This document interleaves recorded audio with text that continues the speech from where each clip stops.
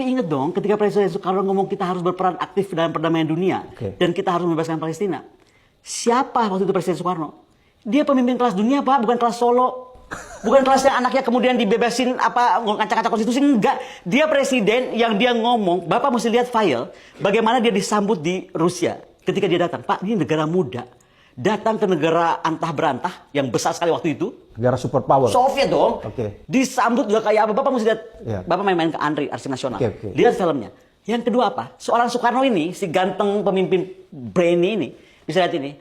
Ini gue nggak mau kesini lagi kalau lu bikin tuh si masjid Saint Petersburg jadi gudang. Gue perlu sholat. Kalau lu nggak rubah itu jadi masjid lagi, gue nggak mau kesini lagi. Itu kata Soekarno. Kata Soekarno. Langsung apa presiden negara adikuasa itu, adidaya itu? Merubah. Dirubah. Makanya sekarang itu masjid Saint Petersburg, Pak, itu begitu menghormati. Kalau nggak ada Soekarno itu nggak mungkin jadi masjid. Jadi gudang. Jadi gudang. Yang kedua, saya kemarin kan ada kunjungan Ibu Mega. Nah, ini saya mau cerita Ibu Mega ya. Ibu Mega itu berkunjung dan menjadi, aduh saya tuh senang banget Ibu kesana. Jadi gini, Ibu itu bukan cuma dapat honoris causa. Beliau itu diundang bicara sebagai tokoh the governor of BRIN ya, advisor to BRIN ya. Jadi bagaimana beliau itu berbicara tentang ke depan nih kita mesti kerja sama apa dengan Rusia tentang ilmu pengetahuan dan tantangan ke depan Indonesia. Bayangin loh, perempuan ujuk-ujuk datang ke situ ke kampus tertua ini. Kan saya udah bilang sama Ibu, Bu kita bahasnya AI Bu, kita bahasnya ini. Begitu rapat Ibu ngomong apa? Enggak. Kalau kamu negara besar, kata Ibu, Ibu Kuala itu keren banget emang. Kalau kamu negara besar, kamu harus tahu solving gimana volcano bawah laut Indonesia. Itu kita semua kaget loh, karena volcano bawah laut kan ada yang bikin volcano bawah laut. Ibu itu. Nah, kemudian Ibu bicara tentang AI. Di, apa Pak? Forum Rektor. Apa sih orang bacanya Forum Rektor? Pak, Forum Rektor dari sebuah kampus yang sudah 300 tahun.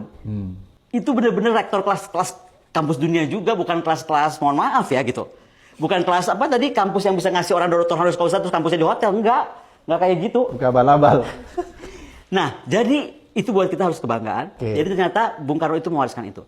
Yang kedua adalah dari situ Ibu kan berkunjung ke Uzbekistan. Saya akhirnya ikut. Tadinya saya kan nggak bisa ikut, tapi akhirnya saya ikut. Kenapa?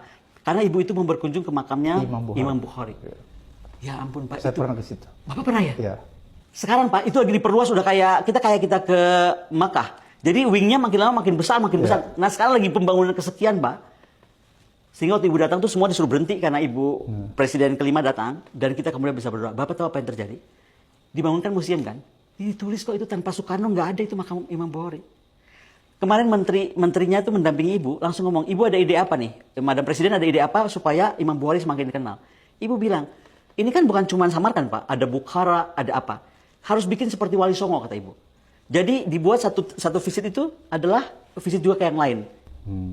Bapak bayangkan nggak? Itu buat saya Pak ya. Dulu bapaknya didengerin orang. Sekarang anaknya yang sudah tidak presiden lagi. Tetapi karena pemikirannya didengarkan sebuah negara dan minta pendapat dari beliau. Harusnya nih Pak ya. Kalau si Fufu Fafat sadar nih. Mundur deh. Jauh banget.